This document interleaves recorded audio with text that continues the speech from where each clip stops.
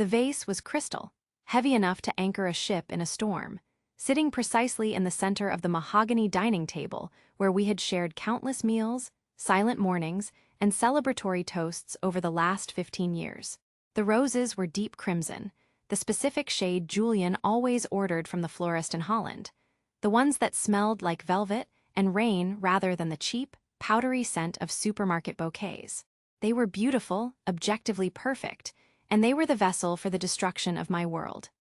I remember the weight of the envelope tucked among the stems, white against the dark red petals, sealed with wax that bore the imprint of his personal insignia. It looked official. It looked final. I remember lifting it out, my fingers trembling not from cold, but from a sudden, inexplicable drop in atmospheric pressure, the kind you feel before a thunderstorm breaks. I slid my thumb under the flap. The paper inside was thick, bond quality, the kind used for contracts that move millions of dollars or end lives as we know them. The header was stark, black ink on white stock. Petition for dissolution of marriage. My name was there. Ruby Elaine Vance. His name was there. Julian Thorne, and beneath it, his signature. It was looping, familiar, the same signature I had seen on tax returns, mortgage deeds, and birthday cards for a decade and a half. But this time, it wasn't signing us together. It was signing us apart. I stood there in the silence of our penthouse, the city lights of Chicago twinkling indifferent and cold through the floor-to-ceiling windows, and I felt a strange detachment wash over me. There was no scream, no shattering of the crystal vase, no immediate collapse onto the floor. There was only a rapid, clinical assessment of the data before me. I was 42 years old. I had built a career managing complex trusts and navigating the intricacies of family law for high-net-worth individuals before I ever met Julian. I knew what this document meant. I knew the implications of filing, of service, of the division of assets. But I also knew Julian. I knew the way he drank his coffee, black and scalding, before noon. I knew he hated conflict, that he would walk around a problem for weeks rather than confront it head-on. I knew that if he wanted a divorce, he would not hide it inside anniversary flowers. He would sit me down. He would look me in the eye. He would tell me. The dissonance between the man I knew and the document I held created a fracture in my reality, a gap where panic should have been, but where logic instead took the wheel. I placed the papers back into the envelope. I placed the envelope back into the flowers. I walked to the kitchen, poured myself a glass of water, and drank it slowly, watching my reflection in the dark window. I decided then, in that quiet moment of suspension, that I would not react. I would not accuse. I would not demand. I would observe. I would seek the truth beneath the ink, because in 15 years of marriage, I had learned that what is written is rarely the whole story, and what is hidden is often the protection, not the weapon. The evening continued as planned, which was perhaps the most surreal part of the entire ordeal. Julian arrived home an hour later, the smell of rain and city exhaust clinging to his cashmere coat. He looked tired, the lines around his eyes deeper than I had seen in months, his shoulders carrying the invisible weight of the quarterly reports that were due on Monday. He kissed my cheek, his lips warm, his hand lingering on my waist with a familiarity that felt agonizingly normal. He asked about the flowers. I told him they were lovely. I told him thank you. I did not mention the envelope. I watched him as he poured a drink, his hand steady, his gaze distant. He was hiding something, yes, but was it betrayal? Or was it burden? There is a distinct energy to guilt, a frantic, jagged frequency that vibrates off a person who knows they have done wrong. Julian did not radiate guilt. He radiated exhaustion. He radiated the heavy, suffocating pressure of a man trying to hold up a collapsing roof with his bare hands. I sat across from him at the dinner table, the crystal vase between us like a silent third party, and I ate my meal while my mind dissected every micro-expression, every pause, every sigh. He spoke about the market, about a merger that was proving difficult, about the weather. He did not speak about us. He did not speak about the future. He lived entirely in the present tense, as if the future had been cancelled. I matched his tone. I was polite. I was engaged. I was a mirror. If he wanted to play a game of shadows, I would not be the one to turn on the lights prematurely. I needed to understand the board before I made a move. That night, lying beside him in the dark, listening to the rhythm of his breathing, I felt the cold creep of uncertainty settle into my bones. We had built a life that was the envy of our social circle. We had wealth, yes, but we had something rarer. We had privacy. We had a partnership that had survived the early struggles of his startup, the volatility of the tech boom, the loss of his father, the health scares that come with middle age. We were a team, or so I had believed. The document in the study drawer where I had moved it after dinner burned in my mind like a coal. Why would he do this? Was there someone else? The cliché of the mistress is a staple of our culture for a reason, because it is the easiest explanation for the unexplainable. But Julian was not a man of easy explanations. He was meticulous. If he were leaving me for someone else, there would be a trail. There would be changed passwords, unexplained absences, a shift in intimacy. Our intimacy had not changed. If anything, he had been more tender, more clinging, as if he were trying to memorize the feel of me. That was the clue that kept me from packing a bag. You do not cling to what you are discarding. You cling to what you are afraid of losing. I lay there analyzing the texture of the sheets, the sound of the traffic below, the warmth of his arm draped over my waist, and I made a promise to myself. I would not let fear dictate my next step. I would not let anger cloud my judgment. I would find the truth, and I would handle it with the same precision I applied to every other crisis in my life. I was not a victim waiting to be served papers. I was a partner who deserved an explanation, and I would not settle for less than the whole of it. The next morning, the house was quiet. Julian had left early, before the sun had fully breached the skyline, leaving a note on the counter that said simply, "Big day. Love you." The brevity of it stung, but I filed the pain away for later examination. I went to my office, a sunlit room overlooking the garden, and I opened my laptop.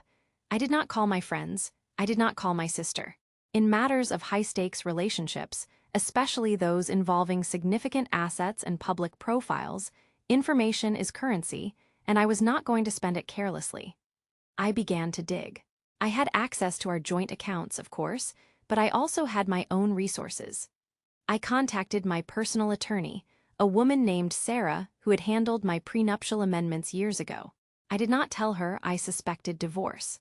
I told her I needed a routine audit of our asset protection structures, citing a vague concern about liability given Julian's recent business ventures. It was a plausible cover, and Sarah, being professional, did not pry. She agreed to look into the public filings. While I waited, I moved through the house, touching the surfaces of our life. The books on his shelf, the golf clubs in the hall, the photograph of us on our 10th anniversary in Provence. I tried to see them through the lens of the petition. Did these objects look like they belonged to a man who was leaving? They looked static, frozen in time. There was no packing, no sorting, no removal of personal items. The closet was full. The garage was full. A man planning an exit strategy creates space. Julian had created none. This was the second piece of evidence that contradicted the document. The first was his behavior. The second was his environment. The third came when I walked into his study later that afternoon. I rarely entered his study without permission. It was his sanctuary, the place where he dealt with the sharks of the corporate world. But the door was ajar, and I saw the file box on his desk. It was open. Inside, there were folders labeled with dates and case numbers. I saw the logo of his firm's legal counsel, a prestigious firm known for aggressive litigation defense. I pulled out a folder marked Liability Shield. My heart hammered against my ribs, a steady, heavy drumbeat. Inside were drafts. Dozens of them. Memos from his lawyers discussing asset segregation, protective trusts, and legal separations. I found the copy of the petition I had found in the flowers. It was marked Draft Do Not File. There were notes in the margins in Julian's handwriting. Protect R, ensure liquidity. Temporary measure. I sat in his leather chair, the paper in my hand, and the narrative began to shift. This was not a divorce. This was a defense. But why? Why would a legal separation protect me? I began to connect the dots, drawing on my own knowledge of corporate law. When a billionaire is sued, especially in a class action or fraud investigation, the spouse is often brought into the discovery process. Assets are frozen. Accounts are scrutinized. If the marriage is intact, my assets are his assets in the eyes of a predatory plaintiff. If we are legally separated, my holdings are distinct. My trust funds, my inheritance, my own consultancy income, they become off-limits. He wasn't trying to get rid of me. He was trying to wall me off from the fire that was consuming his company. He was willing to stain our record, to risk my heartbreak, to sign a document that said he didn't love me, in order to ensure that if he went down, I would still have a foundation to stand on. The realization hit me with the force of a physical blow, knocking the breath out of my lungs. He was sacrificing our legal unity to save my financial security, but he had done it clumsily. He had done it secretly, and he had left the evidence where I would find it on the one day meant for celebration. I spent the rest of the day in a state of suspended animation. I understood the logic. I respected the intent. But I was furious at the execution. We were partners. We made decisions together. By hiding this, by treating me like a child who needed to be protected from the truth, he had violated the very trust he was trying to safeguard. He had assumed I would prefer safety over honesty. He had assumed I would rather be rich and divorced than poor and married. It was a miscalculation of epic proportions, born of stress and a misguided sense of chivalry. I needed to talk to him, but I needed to talk to him from a position of strength, not confusion. I needed him to know that I knew and that I was not a damsel to be saved by legal loopholes. I was his wife. I was his equal. I called Sarah back. I told her to halt the audit. I told her I had found what I needed. I asked her a specific question. If a petition was signed but not filed, what was the legal standing? She told me it was null. It was a piece of paper. It held no weight until it was entered into the court system. I hung up and felt a surge of calm. The power was back in my hands. The narrative was no longer his to control. I walked out to the garden, the autumn air crisp against my skin, and I waited for him to come home. I needed to set the stage. I needed to ensure that when this conversation happened, it happened in a space of safety, not conflict. I went inside and lit a fire in the library. I poured 2 glasses of wine. I placed the file folder on the coffee table, face up. I sat in the armchair opposite his, and I waited. When Julian arrived, the sun had set, and the room was lit only by the fire and the soft glow of the lamps. He looked even more tired than the night before, his tie loosened, his jacket slung over his arm. He stopped in the doorway when he saw the folder. I saw the color drain from his face. I saw the moment he realized the game was up. He didn't speak. He walked into the room and sat down, his movements heavy, defeated. He looked at the fire, not at me. "Ruby," he started, his voice rough. "I can explain." I held up a hand. "Not yet," I said. My voice was steady, calm. "First, I want you to tell me why you thought I couldn't handle the truth." He flinched. That small, physical reaction told me everything I needed to know about his internal state. He was afraid, not of me, but for me. "It's the lawsuit," he said quietly. "The SEC investigation. It's not just regulatory. They're looking for personal liability. They want to pierce the corporate veil. If they can tie our personal assets to the company's holdings, they can take everything. The house, the investments, your trust." He looked at me then, his eyes red-rimmed. "I couldn't let them take what you built, what your father left you. I signed the papers to create a barrier, a legal firebreak. I was going to tell you, I swear, I needed it to be done before they filed their motion." I listened. I let him speak without interruption. I watched the way his hands clasped together, the way his throat worked as he swallowed. He was telling the truth. The logic held up. But the pain was still there, sharp and bright. "You hid it in the flowers, Julian," I said. "On our anniversary." He closed his eyes. "I know. I was going to put them in the safe. I was distracted. I had the florist deliver them early, and I shoved the envelope in there to keep it safe until I could review it with you. It was a mistake, a stupid, careless mistake." He opened his eyes and looked at me, and I saw the raw vulnerability there. "I didn't want to lose you. I was trying to save you from losing everything else." I leaned forward, resting my elbows on my knees. "You don't save me by lying to me," I said. "You save me by trusting me. Do you think I care about the money more than I care about us? Do you think I would let them take the house if it meant losing you?" He shook his head. "No, but I care. I care so much that I panicked. I let the fear make the decision for me."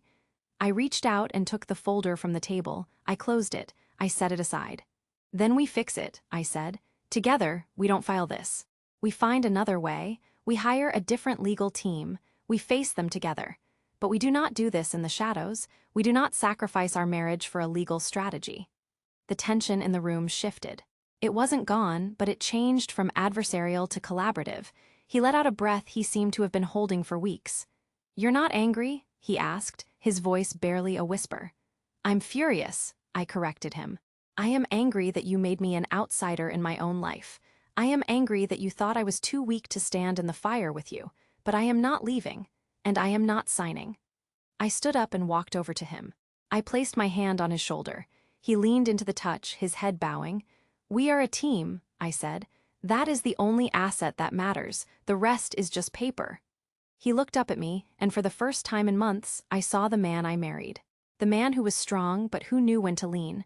"I was so afraid," he admitted. "I thought if I lost the company, I lost you.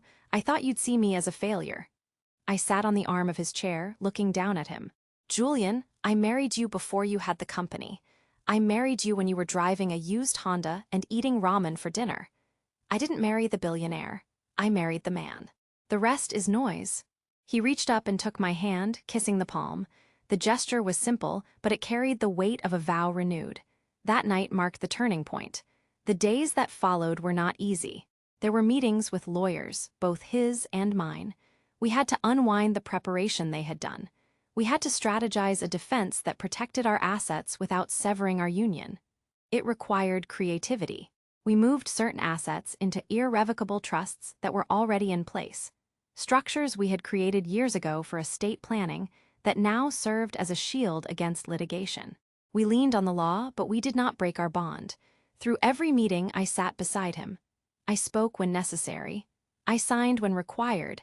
I made it clear to his legal team that I was not a passive beneficiary. I was a partner. And slowly, the atmosphere in the house changed. The silence was replaced by conversation. The distance was replaced by proximity. We started eating dinner together again, not in front of the television, but at the table, talking about everything except the lawsuit. We talked about books. We talked about the garden. We talked about the trip we had planned to Italy that we had canceled because of the stress. We began to plan it again. The flowers remained in the vase until they wilted, and then I threw them away. I kept the envelope, though. I kept it not as a reminder of the pain, but as a reminder of the lesson. Love is not just about the grand gestures. It is about the transparency. It is about the willingness to be vulnerable even when you are afraid. As the weeks turned into months, the investigation into Julian's company dragged on, but the threat of personal asset seizure receded.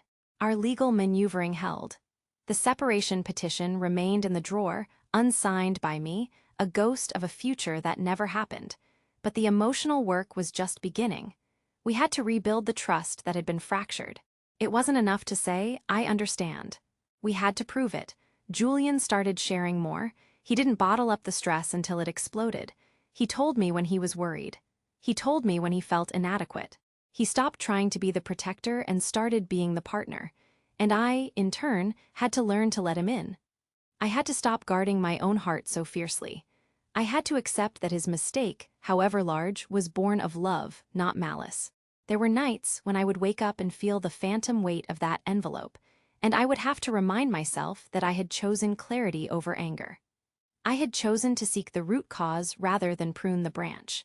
It was a conscious decision every day to trust again, and he earned it not with grand gifts but with consistency. He came home on time. He answered his phone. He left his laptop closed during dinner. He showed up. One evening, about 6 months after the anniversary incident, we were sitting on the terrace. The city was quiet, the air cool. Julian handed me a glass of wine. He didn't say anything for a long time. Then he said, "I found a new lawyer." I nodded. "Good. Someone who understands that my marriage is not a liability," he said. I smiled, a genuine smile that reached my eyes. "That's a good qualification." He turned to me, his expression serious. "Ruby, I know I can't undo what happened. I know I hurt you. But I want you to know that I will spend the rest of my life making sure you never doubt where you stand with me again." I took a sip of the wine, tasting the oak and the fruit. "I don't need you to spend the rest of your life making up for it, Julian," I said. "I just need you to stay present. I need you to let me in." He nodded. "I can do that." We sat in silence for a while, watching the lights of the planes coming into O'Hare, tiny stars moving in the dark sky. It was a peaceful moment. Not the euphoric high of new love, but the deep, steady warmth of love that has been tested and survived. I thought about the women I knew, the friends who had divorced, the stories I had heard over brunches and lunches. So many of them ended because of a lack of communication. Because one person assumed the worst. Because pride got in the way of truth. I realized that my story could have been one of those. I could have packed a bag. I could have called Sarah and filed a counterpetition. I could have let the anger win, but I chose differently. I chose to be intelligent about my heart. I chose to believe that the man I knew was still there, beneath the fear and the paperwork. And because I chose clarity, I got to keep the love. It wasn't about being naive. It was about being brave. It takes bravery to confront a betrayal without attacking. It takes strength to listen when every instinct says to scream. I looked at Julian, watching the profile of his face against the city skyline. He was older now, the stress had left its marks. But he was here, we were here. The resolution of the lawsuit eventually came. It was settled out of court. There was no admission of guilt, but there was a fine, a penalty that stung but did not cripple. We paid it, we moved on. The company restructured. Julian stepped back from the day-to-day operations, handing the reins to a COO he had been grooming for years. He wanted time. He wanted us. We sold the penthouse too. It was too big, too cold, too filled with the memory of that night. We bought a house in the suburbs, something with a yard, with a garden where I could actually dig in the dirt. It was a downgrade in square footage, but an upgrade in life. We hosted dinner parties. We laughed louder. The shadows lifted. Looking back, I realized that the divorce papers were never really about divorce. They were a symptom of a disease that had been brewing in our marriage, the disease of assumption. Julian assumed he had to protect me. I assumed he was leaving me. We were both wrong. The cure was communication. The cure was sitting in the library with the fire lit and speaking the hard truths. Now, when we face a problem, we don't hide it. We put it on the table. We look at it together. We dissect it. We solve it. It has made us stronger. It has made me feel safer than any legal shield ever could. Because I know that if the world comes crashing down, I won't find out about it through a letter in a flower vase. I will find out because he will tell me, and I will tell him. That is the true wealth. Not the accounts, not the properties, not the status. The wealth is the knowledge that you are not alone. There are days when I still feel the echo of that shock. It lives in the muscle memory of my hands, the way they tightened around the envelope. But I have reframed it. I use it as a touchstone. When I feel insecure, when I feel the distance growing, I remember that I have the power to bridge it. I have the power to ask. I have the power to demand truth. And I have the power to forgive. Forgiveness was the hardest part. It wasn't a one-time event. It was a practice. Every time I felt a flare of resentment, I had to consciously let it go. I had to remind myself of his intent. I had to remind myself of my own choice. I chose to stay. I chose to fight for us. And because I did, we are whole. I think about the audience of women who might hear this story. I think about the ones who are sitting in their own kitchens, holding their own envelopes, feeling the world tilt on its axis. I want them to know that they have options. They don't have to react immediately. They can breathe.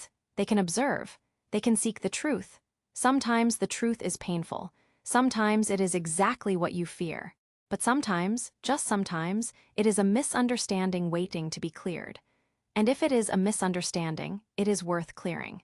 If it is a betrayal, then you leave with your head high, knowing you sought clarity before you sought vengeance. But if it is love disguised as fear, then you save something precious. You save a life, you save your own. Julian and I celebrated our next anniversary quietly.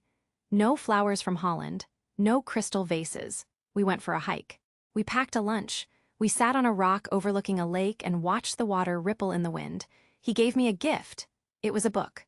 A first edition of something I had mentioned once, years ago. Inside, he had written a note. It wasn't a legal document. It wasn't a contract. It was just a sentence. "Thank you for seeing me," I cried then. Not tears of sadness, but tears of relief, because being seen is the deepest desire of the human heart. To be known, truly known, and still accepted. That is what we found in the wreckage of that anniversary. We found each other again. The journey from that night to this day was not a straight line. It was a spiral.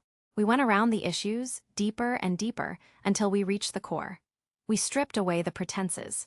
We stripped away the roles of the billionaire and the wife. We became just Julian and Ruby, two people who made a mistake and chose to fix it. It required humility. It required me to admit that I was scared too. I was scared that I wasn't enough. I was scared that the money was the glue. I had to voice that fear to him. And he had to reassure me, not with words but with action. He gave me access to everything. No more closed doors, no more private files, total transparency. It was a new contract, written not on paper but in behavior. And it holds. I often think about the concept of resolution. In music, it is the movement from tension to rest. In storytelling, it is the tying up of loose ends. In life, it is the peace that comes after the storm. We have found our resolution. It is not perfect. We still argue, we still have bad days. The business still has stresses, but the foundation is solid. We know how to weather it. We know that the storm outside cannot break us if we are anchored to each other. The divorce papers are gone now. I shredded them. I watched the pieces fall into the bin. It was a ceremonial act, a final release of the tension. I closed the lid of the shredder and turned back to Julian. He was waiting for me. He held out his hand. I took it. We walked out of the office and into the sunlight. This story is not about how I saved my marriage. It is about how I saved myself, by choosing not to be a victim, by choosing to be an investigator of truth, by choosing to believe that love is worth the effort of understanding. It is easy to burn a bridge. It is hard to repair one. But the view from the repaired bridge is better. You can see the cracks. You can see where the welds hold. You know the strength of it because you know what it survived. I look at my life now, and I see the welds. I see the places where we were broken and put ourselves back together. And I love them.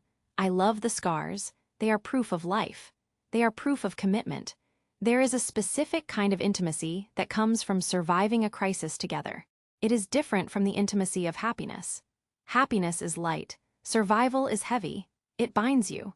It creates a shared history that no one else can touch. When Julian looks at me now, there is a gratitude in his eyes that wasn't there before. He knows what he almost lost. He knows what I almost walked away from. And I know what I almost denied myself. I almost denied myself the chance to see who he really was beneath the panic. I almost denied myself the chance to be the strong partner I knew I could be. I am glad I didn't. I am glad I chose the hard path. The path of inquiry. The path of conversation. The path of resolution.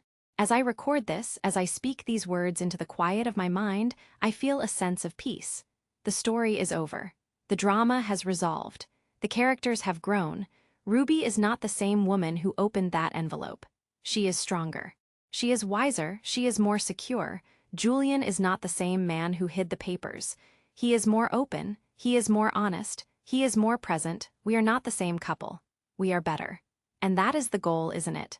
Not to stay the same, but to evolve, to grow through the pain, to find the resolution that leads to a higher state of being. I want to leave this thought with anyone who listens. When you find the papers, when you hear the words, when you see the sign that things are wrong, pause, just for a moment. Breathe, ask yourself what you know for sure, and what you are assuming. Separate the fact from the fear. Then speak. Speak with clarity. Speak with intention. Do not let the noise of the world drown out the truth of your relationship. You deserve the truth, and you deserve the chance to fight for it. Because love, real love, is not the absence of conflict. It is the presence of resolution. It is the willingness to do the work. It is the choice every day to stay. The sun is setting now. The light is golden, pouring through the windows of the house we bought, the house that is ours, truly ours, without shields or barriers. Julian is in the kitchen making dinner. I can hear the sound of chopping, the sizzle of the pan. It is a domestic sound. It is a peaceful sound. It is the sound of life continuing. I walk toward the kitchen. I do not hesitate. I do not fear what I will find. I know what is there. I know that he is there. And I am here. And that is enough. That is everything. The papers are gone. The flowers are fresh, sitting on the counter, bought from a local market, imperfect and beautiful. There is no envelope inside, just stems and leaves and life. I pick one up, I smell it. It smells like earth. It smells like reality. I smile. I put it in a vase. I set it on the table. and I sit down to eat.